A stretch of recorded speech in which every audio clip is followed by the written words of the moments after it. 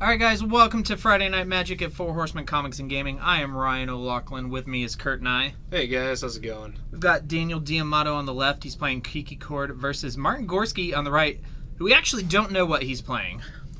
Yeah, so Martin is brother of Chris Gorski, who's one of our regular heroes of Friday Night Magic, but I think this is the first time I've seen Martin here. I don't know. This is the first time I've seen Martin in a while. He's not local. Looks like he's on burn.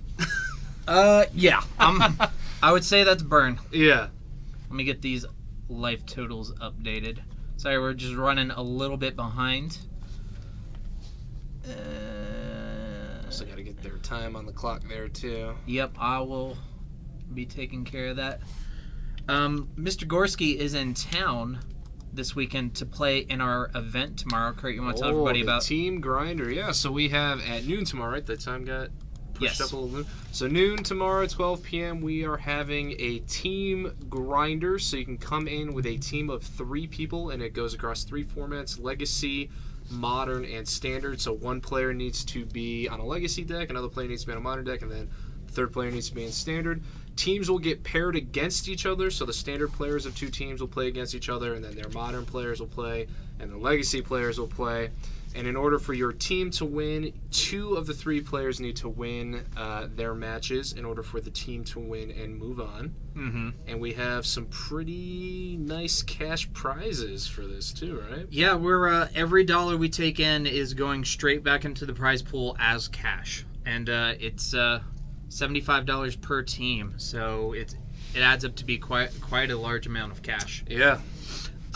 For instance, if we only have 8 teams, which is the minimum to fire the event, then the first place team will get $600 in cash. It's $200 a person. Oof, that is nothing to scoff at. All right, so back into the match. It looks like Martin has an Eidolon of the Great Reddick, and Mr. D'Amato is attempting to path it, and has gone down to 17 off the Eidolon trigger.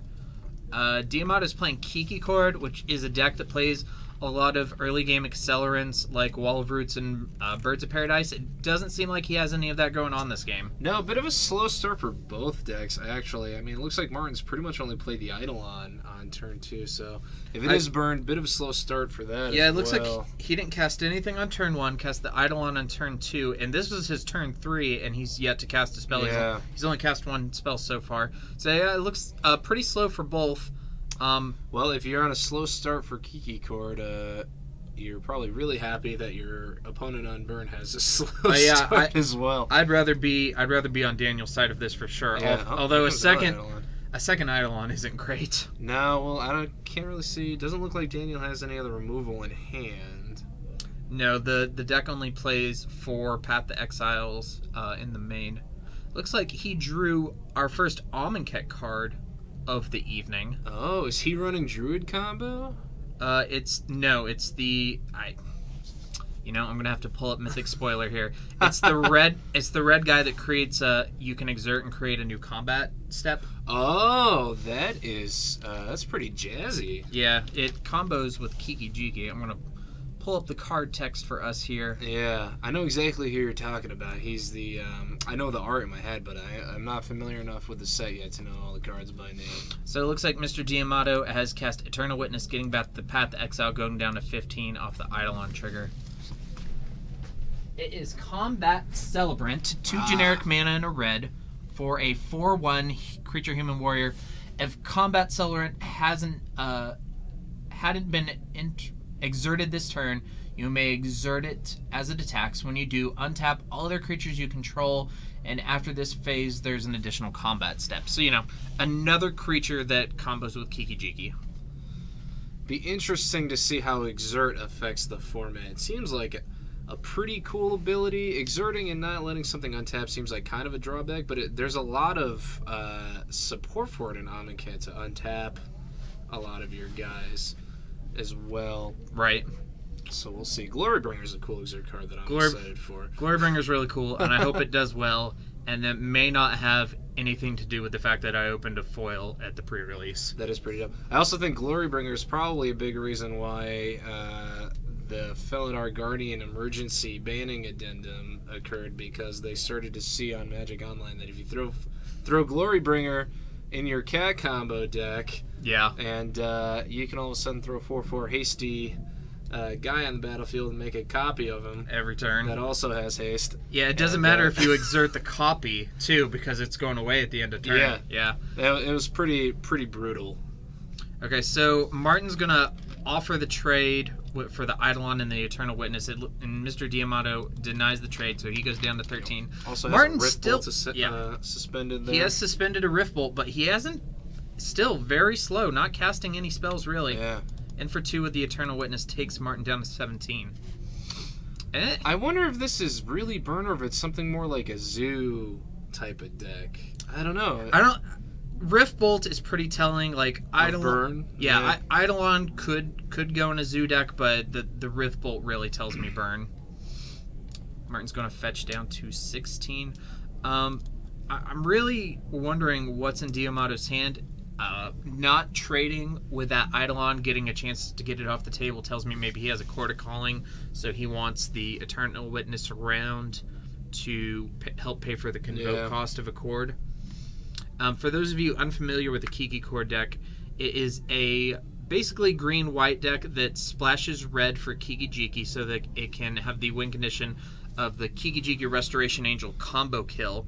It may or may not also splash black for various cards or blue for various cards. Mm-hmm. It looks like he does have a Restoration Angel in his hand, so more than likely he's going to flash that in at the end of Martin's turn to blink the Eternal Witness and get back that Wood of Foothills in his graveyard. Not a bad move. I'm a big fan of the Restoration Angel myself. It's a pretty sweet card. One of my favorite cards for sure. All right, so getting a good look at Daniel's hand, we have Voice of Resurgence, Combat Celebrant, Path to Exile, Restoration Angel, and I didn't quite see the last one. All right, looks like the Rift Bolt went to Daniel's face there. And here's our second Amonkhet card of the night, Harsh Mentor. That is a card I'm excited for. So this is the guy that says whenever... it's an artifact, creature, or land. Whenever it activates an activated ability that isn't a mana ability, Harsh Mentor deals 2 damage to that permanent's control. So this is game 1 of our modern FNM, and we've already seen 2 Amonkhet cards. This is pretty exciting. Yeah. I gotta say. Amonkhet's shaping up to be a pretty neat set. There's definitely a few more cards in Amonkhet that are modern worthy than there was in Aether Revolt. Yeah. For sure. Fatal push. Alright, so here's the Restoration Angel. It looks like it's on the stack. I'm not sure what... It looks like he has an Atarkus command in his hand. Yeah, and a Boros Charm. And a Boros Charm. So he may just be considering firing off one of these burn spells in response, but...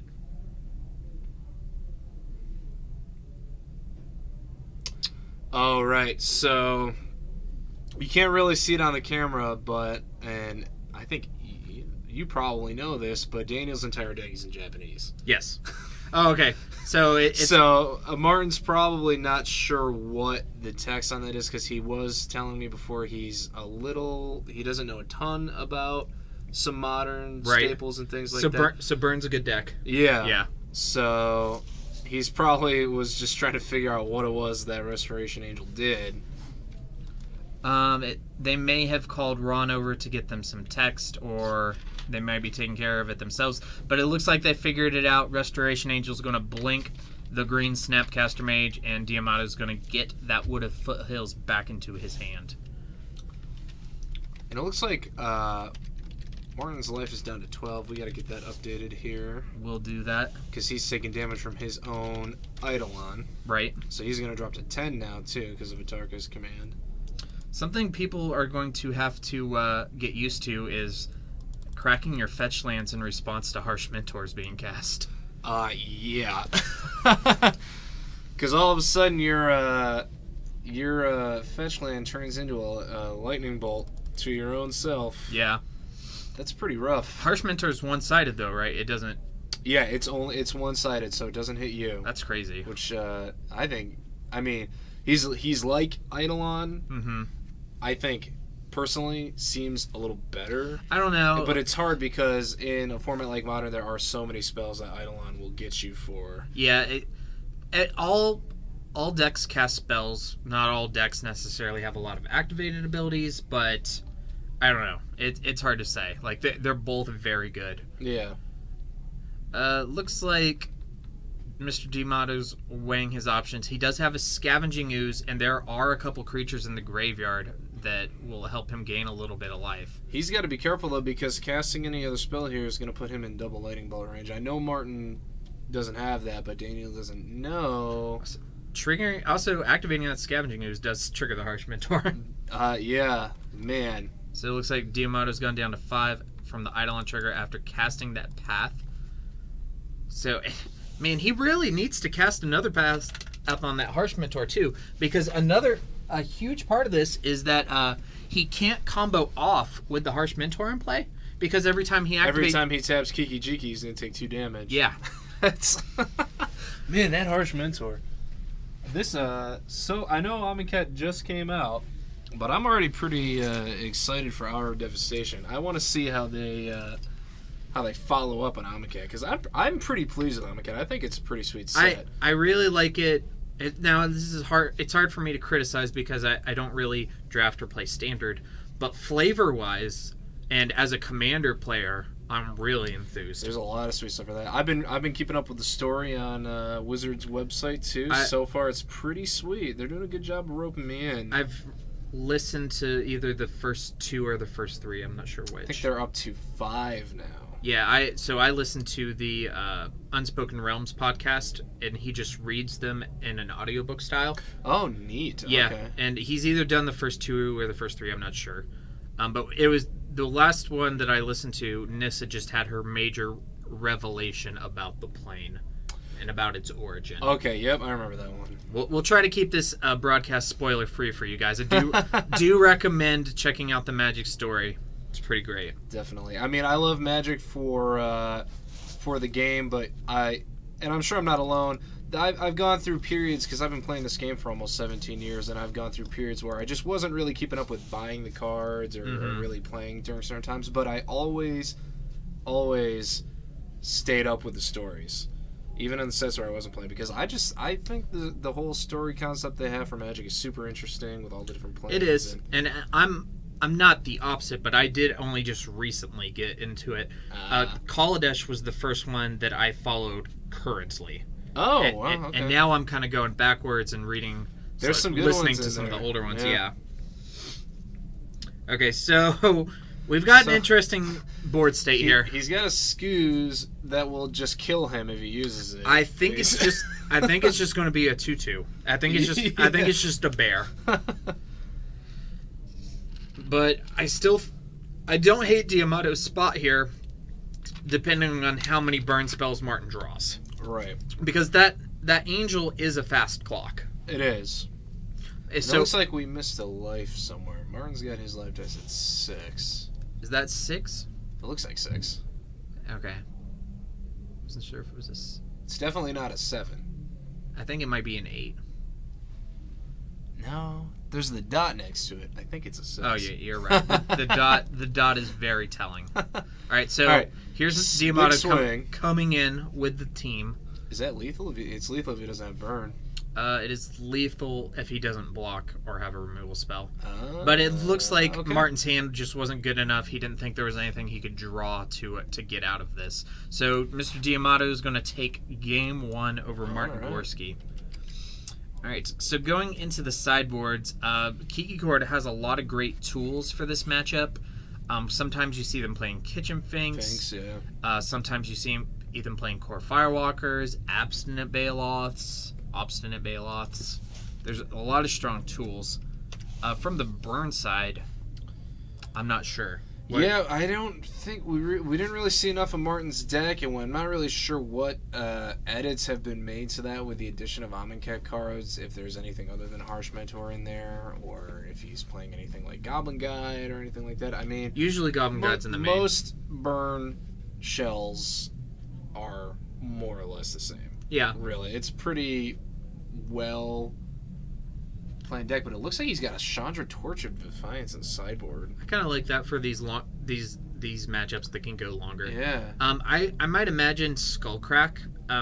You probably bring that in against decks that are playing Kitchen Finks if you have it, or any effects like it. Looks like you grabbed that Chandra too. Yeah, I mean, like, this is, even though Kiki Chord is a combo deck, it plans to play long. Yeah. I love Chandra Torch of Defiance. She's like cool card. Probably my favorite Planeswalker to play Modern right now. I haven't cast her at all, but she looks really cool. She's one of those Planeswalkers. If you get her down and your opponent doesn't have a way to deal with her, you can close games up pretty quick.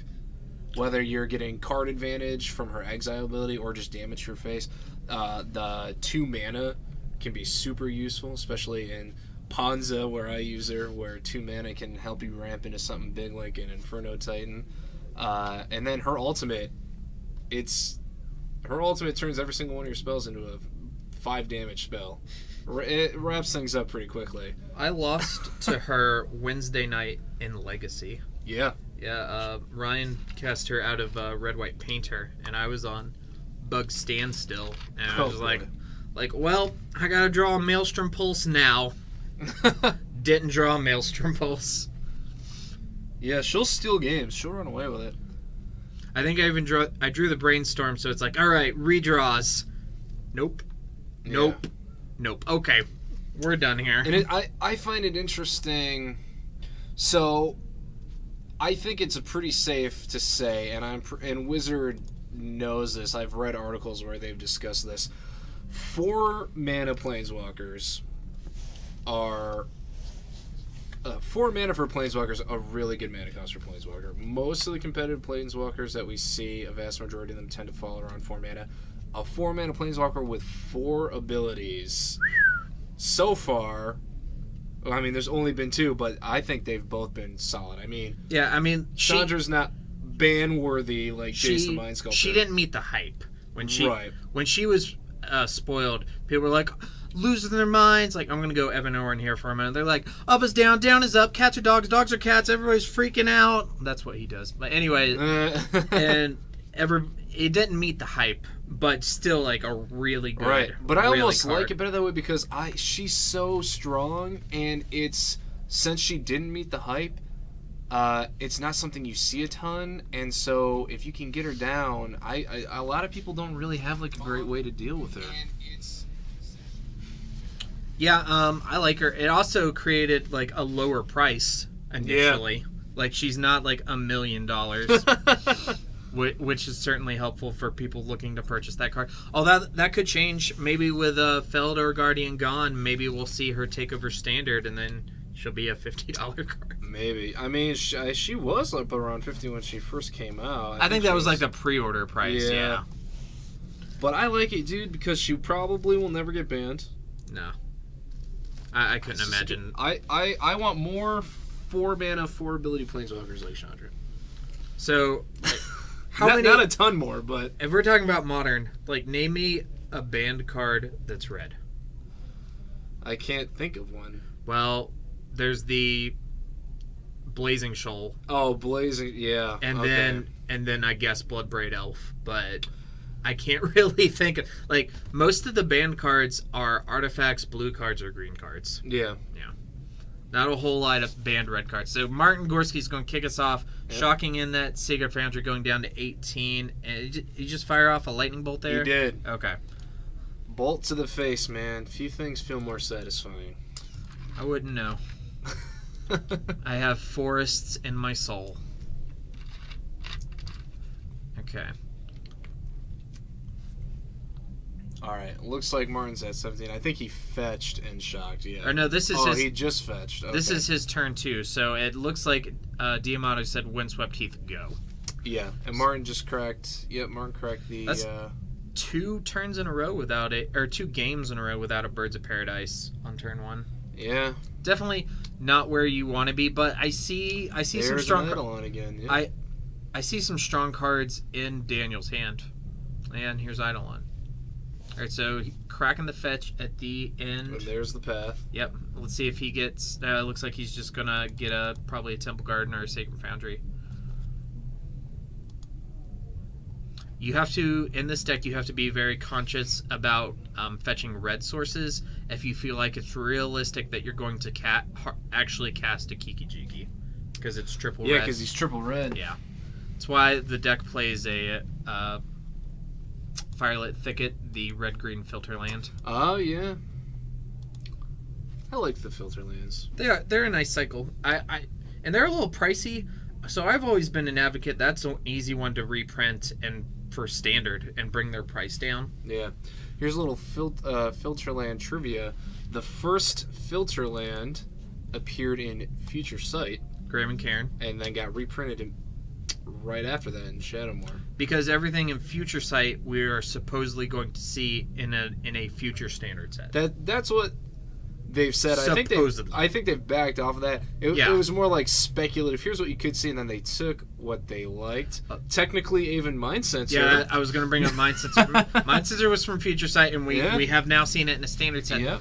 But then if they follow through with this, that means we're seeing Tarmogoyf at some point in standard, which sounds crazy. That sounds bad. I mean, it could happen. You never know. There's some other good ones. There's that they had that Goblin guy who made you know what I'm talking about? There's a Future Sight Goblin who refers to some card contraptions. Contraptions. And, contraptions and something else. Yeah. Yeah. I would have been betting on Amonkhet for that guy. Really? Yeah, maybe he's like a competitor in the Inventors Fair. You mean Kaladesh? Yeah, yes, I'm sorry. That would have been a good time to use it. Yeah. All right, so got a Wild and the Cattle. Which pairs nicely with Diamata's Wall of Roots. Yep. And another Eidolon. Martin Gorski. Yeah, Martin, all about the Eidolons. He's the king of drawing Eidolons. And I also appreciate his mountain choice. Do you know who did that art? I have no idea. It's John Avon Mountain. I know John Avon. Yeah, it's a very nice one. Same gentleman who did You're a Unhinged fan ones. of white borders, aren't you? No? I mean, well, so this is my Diamata's deck is my deck, and I do have white bordered basics in there, but that's because they're Portal, and I think they're beautiful, and you can't get black bordered Portal ones. Right. I don't hate white borders, but I wouldn't say I'm a fan. Was 7th edition white bordered or black bordered? It was white bordered and the foils were black. Okay. I was wondering about that because I was cruising through my personal collection the other day and I found a foil Plains from 7th edition, which is very nice looking. But it was black bordered. I was like, what's going on with this? That's how it was for 7th and 8th, I think. Ah. I could be wrong. Interesting.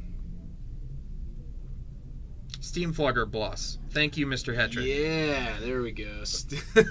We do have the Twitch chat and the Facebook chat live and open, so if you have any comments or questions that are safe for work, feel free to shout out, and as soon as I notice it, we'll include you in our discussion.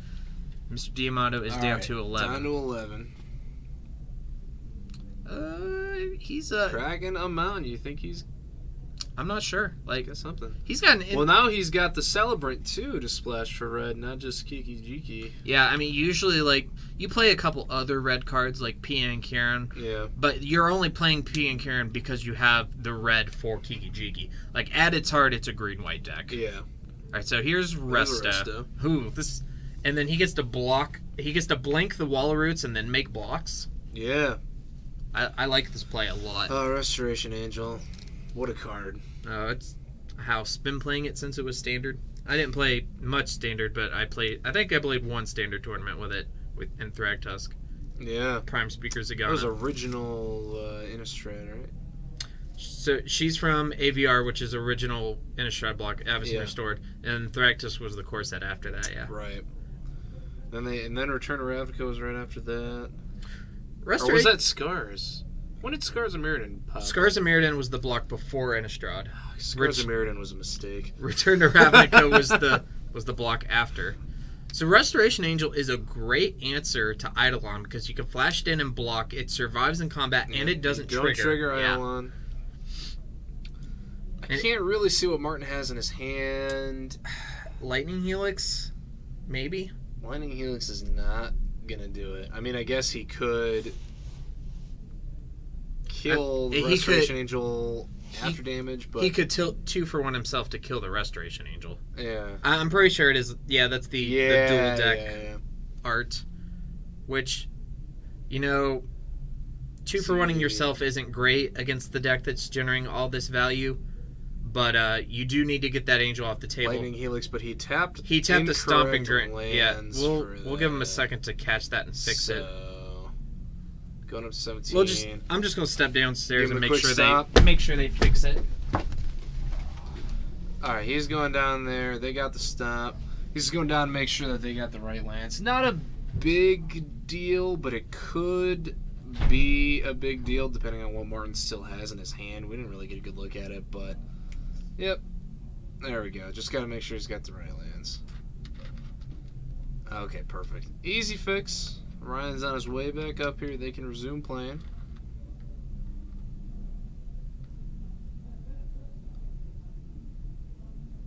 Looks like Ryan might have stayed down there to talk to them real quick. Let me see. Can't see what Ryan did with the mouse here.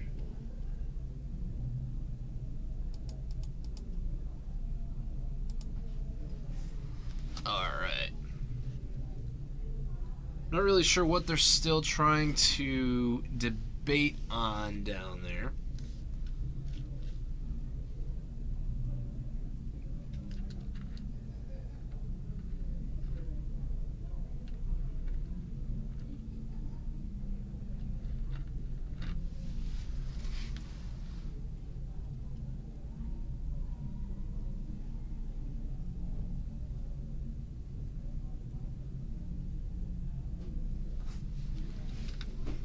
Alright, looks like they picked it back up. Daniel played a second Wall of Roots and then threw down an Eternal Witness, getting back Wooded Foothills, looks like.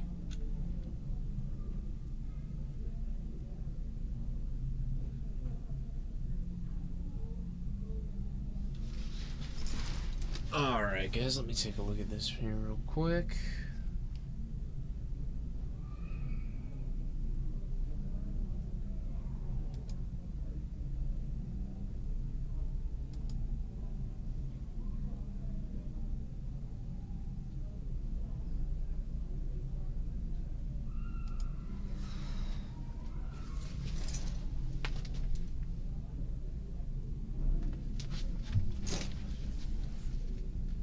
Daniel's down 10 life here now. Try to manage all of this here.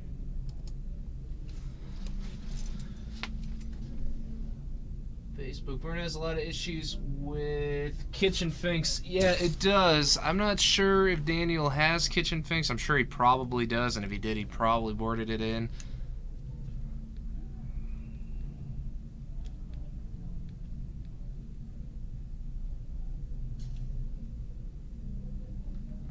And I think Ryan might have just chose to remain down there and spectate the match. I'm not quite sure where he is, but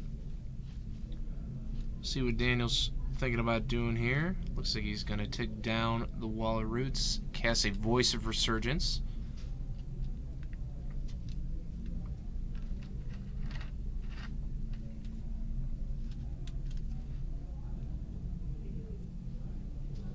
And there's a path on the Wild and the Cattle.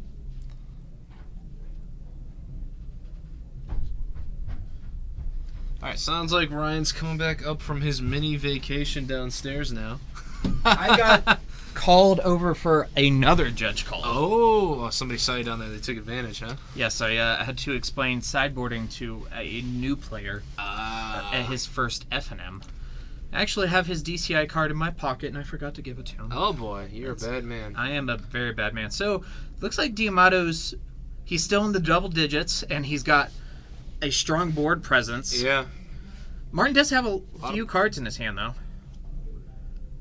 And he's only 4 cards away from killing Diamato, I guess. Yeah, it looks like he took 2 from the E-Witness there, too. All right, taking him down to 15. Yeah, Mr. Hetrick chimed in saying that Burn has issues with a 37 Kitchen Finks. I was just talking about that. Oh, actually. okay. Yeah, he said it's not that every card acts like Kitchen Finks, Voice, Resto, Witness, P and K, because you can blink them and blink them, buy them back. Blinky shenanigans. Looks like Martin threw down a Goblin Guide. Not really going to get much value out of that at this point. Yeah, but it's definitely going to have more value on the battlefield than in his hand, so... That is correct. It's not like he's playing Brainstorm where he can shuffle it back into his library. Yeah. Alright, so D'Amato has Razorridge Thicket, Piankier, and Resto. So he's going to... If he can blink whatever gets blocked, remove it from combat so it doesn't die, and then get value, if he wanted to. Oh, no, looks like he's just going to be okay with that trade. Yeah. I actually really like blinking the Eternal Witness to get back the angel that's already in his graveyard, and then he could just have, with 2 angels, he's probably got a pretty fast clock. I like that is my RK Post Princess Mononoke Elemental token. Oh boy. I like it. Look at you with that RK Post swag. Yep, and so that token's going to be a 5/5, which is pretty strong. You could also just get back... I do like getting the voice back since you can cast it this turn. Yeah. And now that makes the token a 6/6. Pretty strong. Yeah, I don't see how Martin has many ways out of this. I mean, like I said, he does only have to cast 4 spells. He has 2 in hand, so if he goes like Bolt here, untap Bolt, and then survives a turn and draws a Bolt, but can he survive a turn? I think doesn't look like it. There's lethal on board. Yes, there is. So maybe he has a fog. Probably not. That would be some real jank. Fog in a burn deck. I've seen it sideboarded in Modern against Infect. That's about it. Yeah, we all know what happened in Infect. Infect's still around. Here's a Wild Nicottle. That will block. That can block one thing, yeah. That, most likely that massive token. Yeah.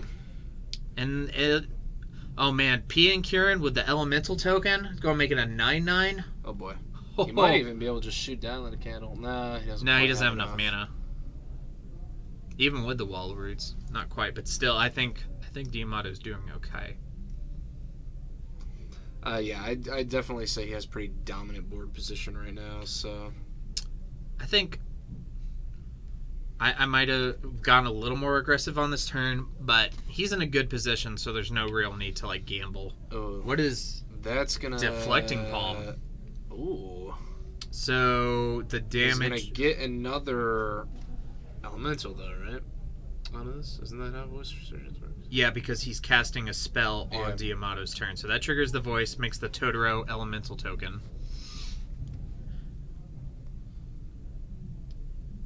Gonna deflect that back and put him to... Down to 4. So he's the 6 damage from the Elemental, it looks like he's also sending towards D'Amato. Oh, man. Yeah, because when the second Elemental came in, it bumped it up to a 7/7, which took Daniel to 3. Right. And then he just popped the Darkest Command. And then, so that's game. So Martin Gorski takes that game that we didn't think he was going to win. Man, I thought Deflecting Palm was pretty much out of burn decks these days. I'm a little excited. I love that card. I think that card is super sweet. I see in the sideboard sometimes for instances like this. Yeah. You know? Well, I guess that's how you get yourself out of it. Yeah, I mean... You can hit yourself with your giant elemental. There you go. Martin Gorski just casually being like, Ryan and Carter, they have no idea. Yeah, we have no idea what we're talking about, clearly. That's why we're up here in the booth, not down playing the Magic.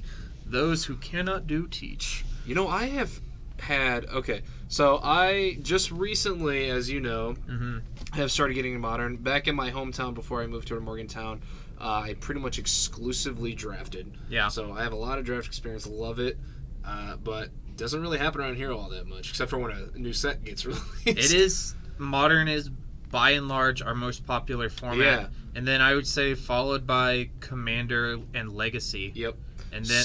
Yeah, so when I was getting... Now I get into Modern and had the opportunity on days where I don't have to work here to play in a couple FNMs, play in a couple Saturday events, and... The response I've overwhelmingly received is, "Oh, Kurt, I didn't even know you played Magic." I mean, to be fair, it's rare, but there are people in the industry who don't actually play. Like last year, I helped sell a significant collection to Star City. I ended up at one of their events, and I was at their booth talking to their buyers for about 8 hours. And most of the guys I talked to didn't even play anymore. Wow. Because it was just work for them. Yeah. And like I'm not far away from that. I still play when I get a chance. But my chances to play are few and far between. That's the thing. Yeah. But those guys had gotten to the point where they didn't even really play at all. Like, it's on a very rare occasion. Ugh. So, there's that old saying that when you find something you love, turn it into a job and you'll never work a day in your life. Not totally, completely true. I've heard a few. I've seen a few instances. I've known a few people who have said the exact opposite. Mm-hmm. That they purposely got into a career of something they didn't really like that much, so that they could keep their hobbies, something they love. I see. After being in this industry for over 4 years now, I definitely see the logic in that. Yeah. And a bird of paradise for Daniel D'Amato. Finally. Oh my goodness. Finally got turning there. His look around. Bops, man. Hashtag Bops. On a basic forest, no doubt. So this is the classic Here start. Here comes the lightning bolt. I don't know. Well, I mean, even if you do, he does bolt the bird. That's one less going upstairs. So yeah. I don't hate it. I do hate getting my bird bolted. I don't hate it as much when playing against Burn. Oh, no. As Swiftspear. Will he block? No. You don't block a Swiftspear. No, you don't. Birds. No, you don't. You ever see me make that You do if you're play? desperate. I mean, like, sure, if it's lethal, but if you ever see me make that play on turn 1, you just tell me to stop. Just be like, hey, what are you doing? Right. Wall of Omens is a pretty good Pack it card up, dude. against Swiftspear. I love me some Wall of Omens. Oh, yeah. So, my big deck that I'm on right now is my Absent Seance. Seance deck, and Wall of Omens is a workhorse in that deck, man. What if Foothills Cracking? So, this might have been when you weren't paying attention, but back in 2015, are you aware of the Seance Pro Tour Challenge?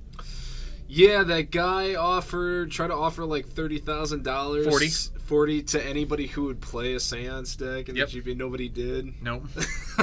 He was also telling people to buy seances and destroy them. He was doing like he was doing like this economic experiment to see if one person could like single-handedly affect the market by buying out all the cards and then destroying them. I remember this. It's pretty cool. Didn't work out well for him. But Yeah. He probably has a lot of seances sitting at home, but I would imagine. And then Wizards reprints it in Modern Masters 2017. Just destroy all these, guy. All right, Mr. Gorski's down to 16. 2 birds and a wall. Pretty good start for Daniel. Yeah, I like this. Yeah. Although he had a really good dominant board position in the last game, and we saw what one card could do. I love the mana in this deck because it's essentially a 4-color deck, and you play 3 basic forests, and it's fine. Like it's really at its core just green-white, and you look at all the cards in his hand, they're all green-white. But he does have 2 Birds of Paradise to help him with all the splashes. He does. In the 4-color Saheeli deck that I was going to play in the standard portion of the grinder tomorrow, right? I have 5 basic forests. Wow. Because it mostly Oath of Nissa, Attune with the Aether, Servant of the Conduits, very, very heavily into green. Okay, so here's Kasali Pride Mage into Selfless Spirit. Selfless Spirit. Selfless Spirit, that might have been one of the cards that I was looking to board out against Burn. Maybe you're worried about Anger of the Gods. Maybe. Yeah, that's definitely a card that a red deck may have in their sideboard. Yep. Or Pyroclasm. Which do you prefer? Between Anger of the Gods and Pyroclasm? Yeah. I guess Anger of the Gods because it's so good against Kitchen Finks and Voice Resurgence. Is Anger of the Gods the one that can't be countered? No, but it's the one that says if they were to die, exile them they get instead. exiled. Yeah. Okay. Yeah. So it doesn't trigger Persist or Voice's ability. Yeah. Back when Birthing Pod was big, like Anger of the Gods was all over the place. All the Jeskai control decks played it. Yeah. It's scurry. It's real scurry. Cause I'm always playing these Birds of Paradise decks. Yeah, you and your birds. Love them. Just fly nice. away. All right. Gorski's in the tank about something. About bolting the Pride Mage, it looks like. And Diamato, he could have traded the Self Spirit, but it looks like he'd rather have the Beater. Yeah. I'm not... It doesn't seem like he would really have something that he should worry about the Kasala. I guess except for the Exalted normally damage. Well, there are Eidolons that you can blow up. Because they're enchantment creatures. Oh, yeah. I didn't even think about that. I normally always leave in 1 so that you can Chord for it in case they play something like Torpor Orb. Right, yeah. Because a lot... or Grafdigger's Cage. So you always have an out to those hateful artifacts. I gotcha. Yeah. So here's the third forest. And he has 2 Chords. He's all in on those basics. He can Chord for 3. Yeah, so he can pass here at the end of Martin's turn, Chord for Eternal Witness, get back the Chord, untap Chord for Restoration Angel, and on the last turn, Chord for Kiki.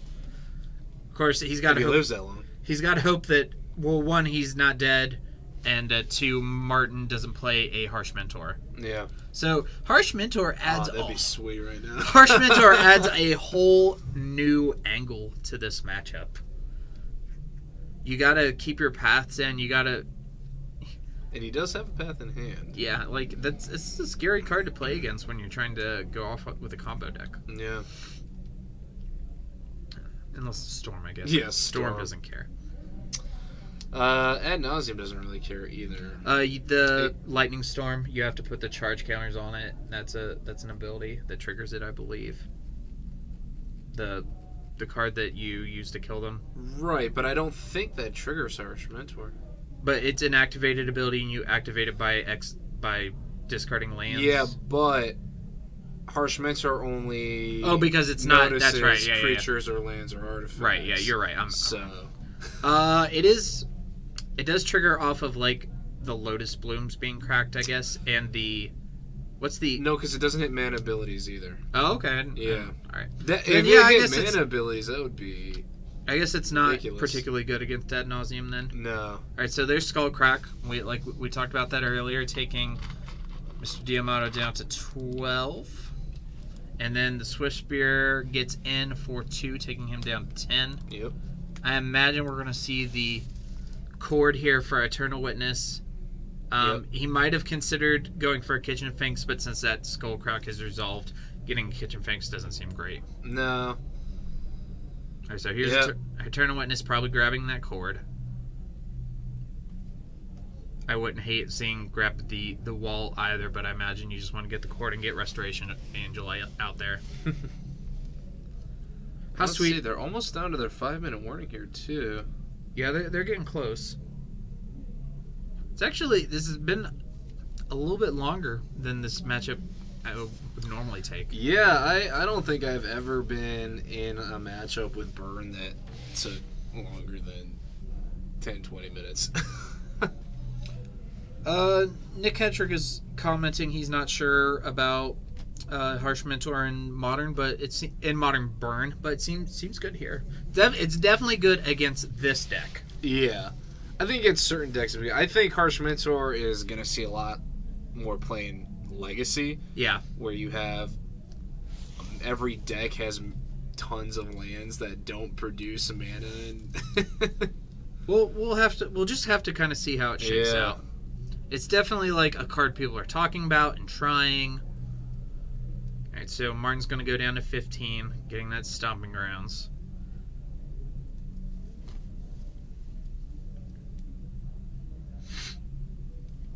Daniel's holding up Chord for Resto here. Yep. So there's a lot of discussions about Magic competing with other esports like League of Legends. Are they considering Magic an esport? Some people do, some people don't. Oh, interesting. But there's a lot of discussions about if it can compete with games like Hearthstone or League of Legends.